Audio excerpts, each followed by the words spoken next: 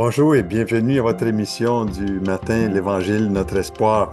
Nous avons découvert dans cette série sur Jésus, l'inconnu, des belles choses. C'est déjà notre quatrième émission à ce sujet et la première chose qu'on a découvert dans la première émission, c'est que qu'il ne se fait pas connaître à tout le monde, le Seigneur, mais seulement à une poignée de personnes.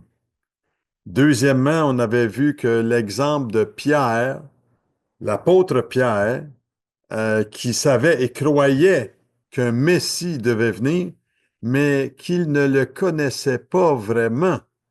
Il a dû voir, comprendre qui était le Messie pour sa vie quand il a eu ce miracle d'une pêche miraculeuse dans sa vie. Et à ce moment-là, il est tombé à genoux. Il a dit, Seigneur, retire-toi de moi parce que je suis un homme pécheur. Et Pierre avait entendu parler du Messie. Maintenant, il le connaissait vraiment par une intervention puissante dans sa vie. On avait vu aussi pourquoi il y a peu de puissance dans notre pays. Parce que la religion nous a habitués à parler de Dieu du bout des lèvres, mais sans avoir un cœur transformé. Et Jésus a bien dit dans Marc chapitre 7, versets 6 à 9, ce peuple m'honore des lèvres, mais son cœur est éloigné de moi. C'est en vain qu'ils me rendent un culte. Wow! Vous savez, quand j'écoute cette parole, entendre parler Jésus ici, c'est une chose. Le connaître, c'est une autre chose. Le connaître véritablement, c'est une autre chose. Et savoir son histoire, c'est une chose.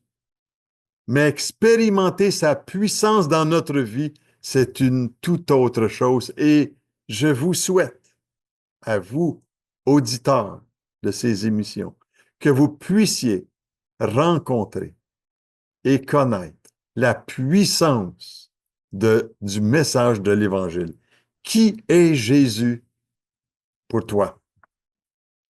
Qu'est-ce qui a transformé dans ta vie spécifiquement? Peux-tu vraiment préciser qu'est-ce qui a changé?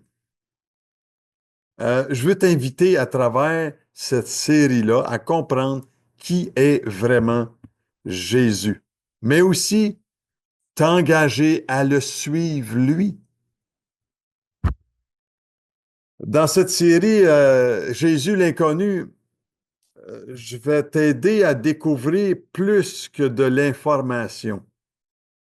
Je veux t'inviter à écouter avec attention, à agir aussi, en déclarant vouloir connaître qui il est vraiment. Savoir qui est Jésus, c'est merveilleux. Ce qu'il a fait euh, nous laisse pas indifférents face à la parole de Dieu, face à la Bible. Jésus est un berger qui veut prendre soin de ceux qui le suivent, ceux qui entendent sa voix. Et permettez-moi aujourd'hui de vous accompagner afin de comprendre quelle est la puissance de la foi en son nom. Et j'aimerais vous dire, Jésus dit dans l'Évangile de Jean chapitre 17, verset 3, la vie éternelle consiste à te connaître, toi, le seul véritable Dieu, et connaître celui que tu as envoyé, Jésus-Christ. Aujourd'hui, je veux vous parler de Thomas, l'incrédule. Même ses plus proches disciples au Seigneur étaient enclins à douter et à être incrédules. Il l'avait suivi pendant 3 ans. Et après la résurrection, quand Jésus est revenu des morts, Thomas a déclaré ceci dans Jean chapitre 20, verset 25. Je ne croirai pas à moins de voir ses cicatrices et de mettre ma main dans les blessures de son côté. Vous savez, quand Jésus leur est ensuite apparu, il n'a pas argumenté pour essayer de convaincre Thomas. Il a simplement dit ceci, regarde, vois, mets ta main sur mon côté. Et quand Thomas a vu le Seigneur, après la résurrection, il a spontanément crié, mon Seigneur et mon Dieu. C'est ça la révélation. La révélation n'a pas besoin d'arguments pour convaincre. Comme si tout dépendait de la façon dont nous défendons de l'Évangile. Vous savez, oui, j'annonce l'Évangile, mais rien de plus merveilleux que de savoir quand Dieu parle, tu sais que c'est lui. Et je ne vois pas d'argument dans la vie du Seigneur Jésus. Je ne vois que lui. En le voyant lui, en examinant qui il est, je suis convaincu. Et les arguments ne sont pas nécessaires. J'aimerais vous dire ici que la vue concernant Thomas nous parle d'une vue intérieure, une révélation intérieure, je dirais même une illumination du cœur.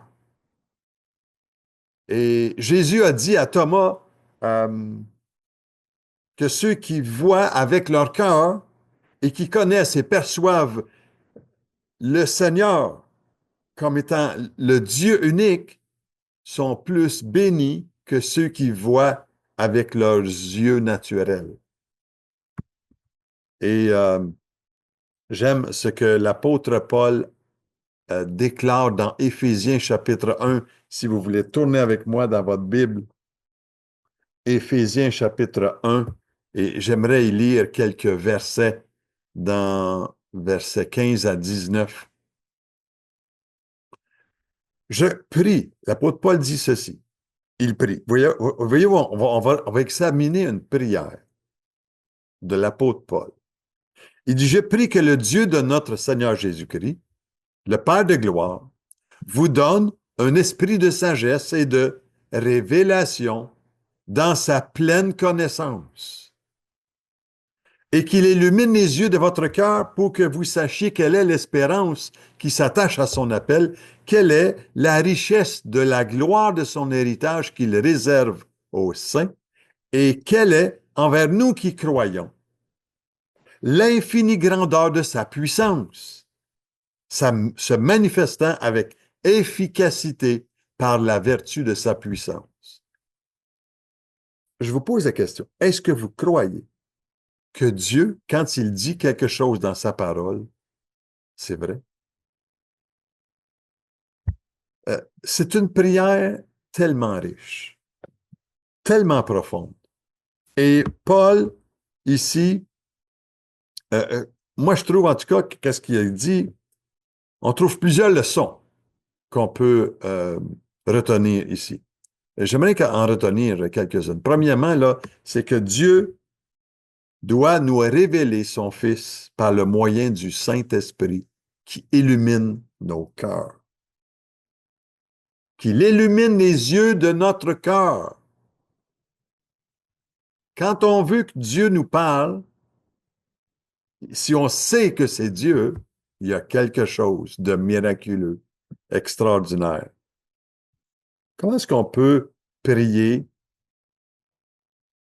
Comment est-ce qu'on peut prier la prière du Notre Père depuis des années sans jamais saisir la pensée de Dieu et le sens réel de cette prière-là? J'ai fait une série là-dessus sur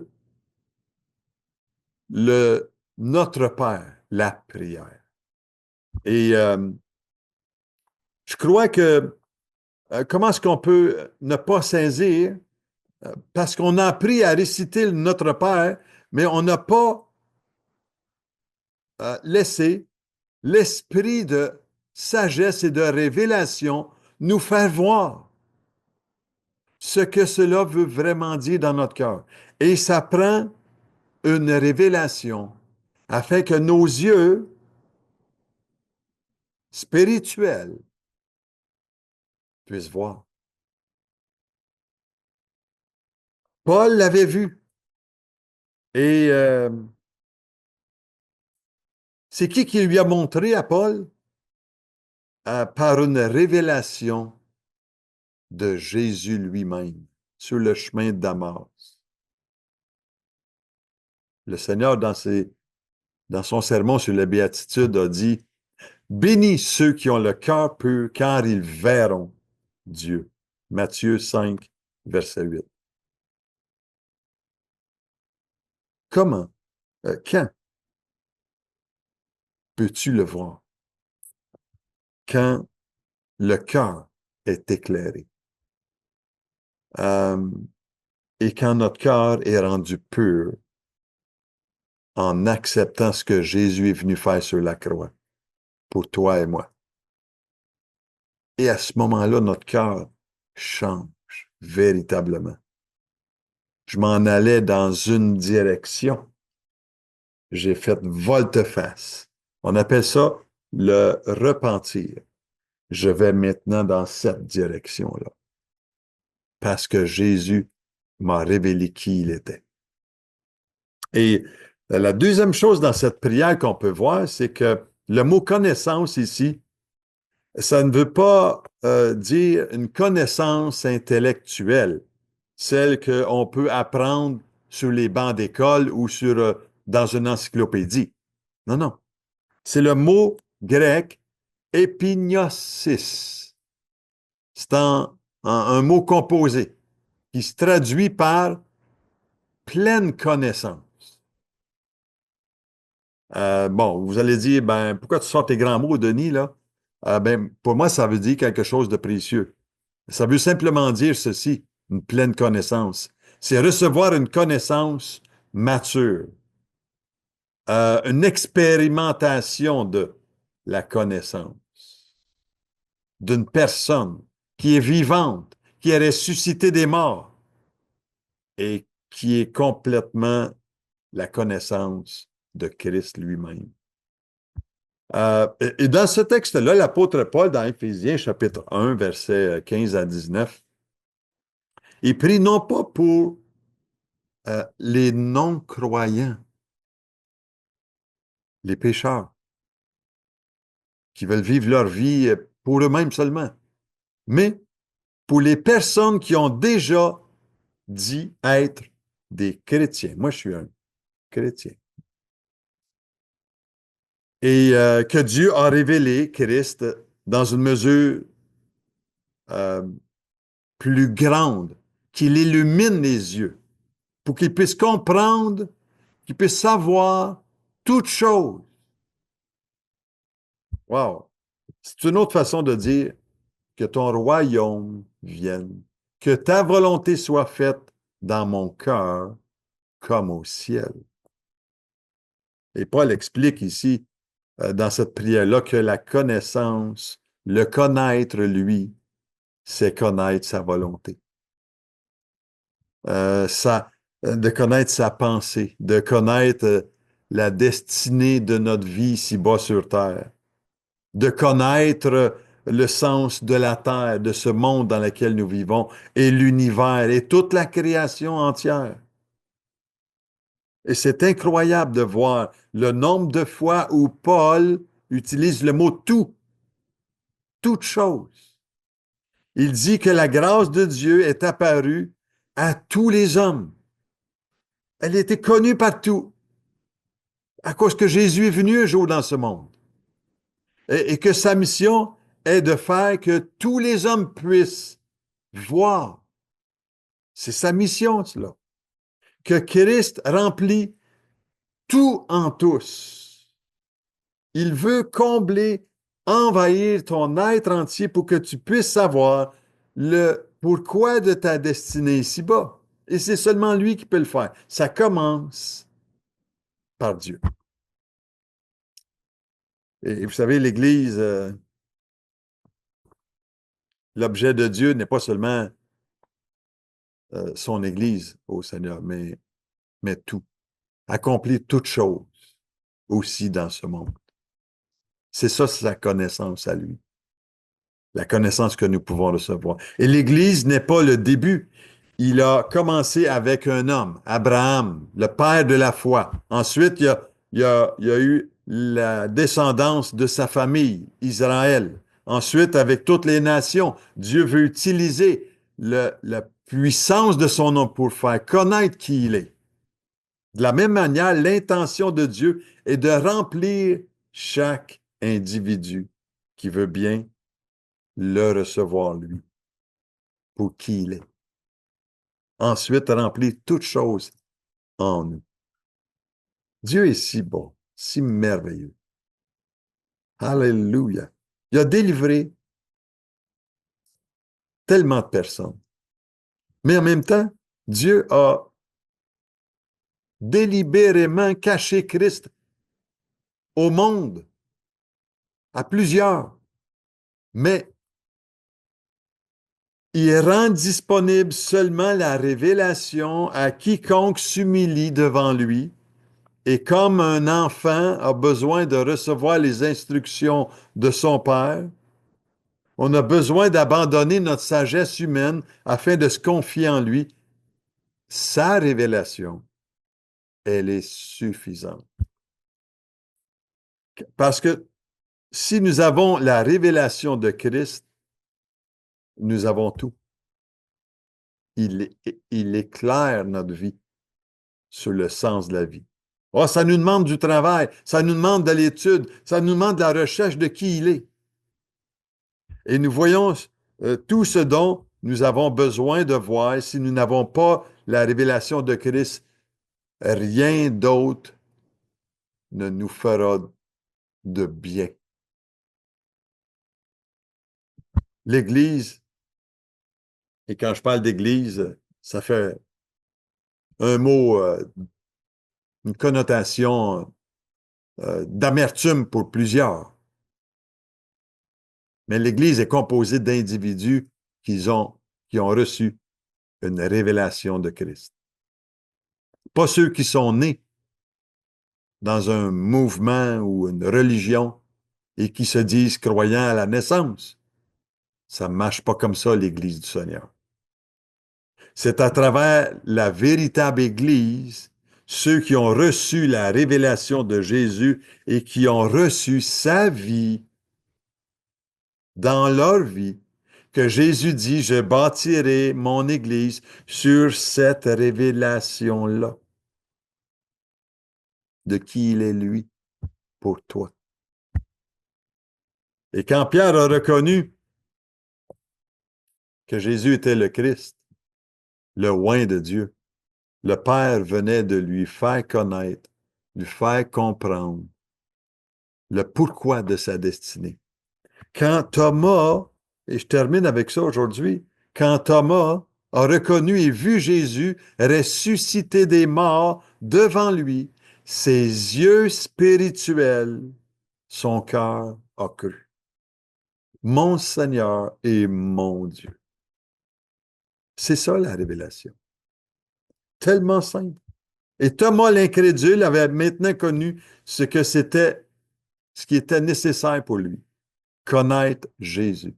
Et pour lui, Jésus n'était plus un inconnu, quelqu'un qui passe seulement dans sa vie. Non, il était devenu le centre de sa vie et de ses recherches. Et je veux t'encourager aujourd'hui à prendre une Bible, à lire et demander au Saint-Esprit de te révéler Christ. Ce livre, de Genèse à Apocalypse, nous révèle qui il est.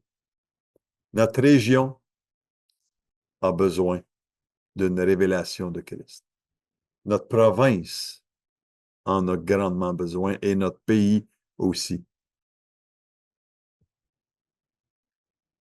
La semaine prochaine, je vous raconte l'histoire de Jésus, l'inconnu. Est-il vraiment le Messie qui devait venir? Écoute bien ce chant aujourd'hui, souffle sur notre pays et laisse donc le Saint-Esprit souffler sur ton cœur à travers cela. Soyez richement bénis.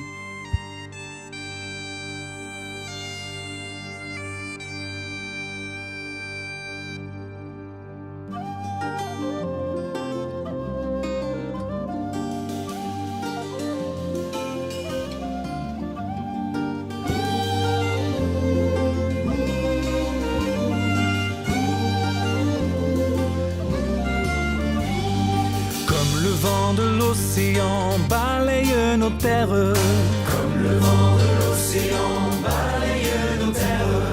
Souffle l'esprit du Dieu vivant sur l'église entière. Souffle l'esprit du Dieu vivant sur l'église entière. Comme les vagues de la mer embrassent nos rivages.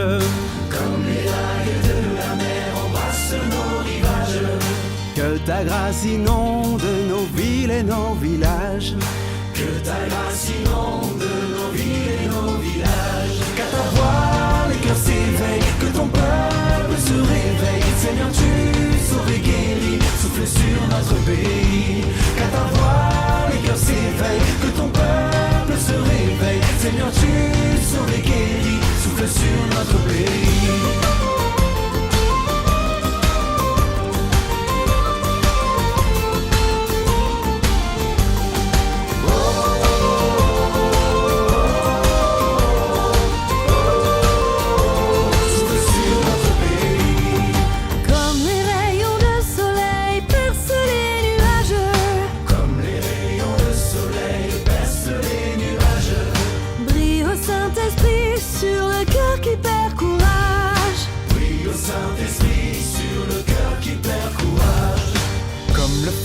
Dans la nuit, au port nous ramène. Comme le phare dans la nuit, au port nous ramène. Que le monde voit ta lumière, que ton règne vienne. Que le monde voit ta lumière, que ton règne vienne. Qu'à ta voix les cœurs s'éveillent, que ton peuple se réveille. Seigneur, tu sauves et guéris, souffle sur notre pays. Qu'à ta voix les cœurs s'éveillent, que ton peuple se réveille. Seigneur, tu sauves et guéris, souffle sur notre pays.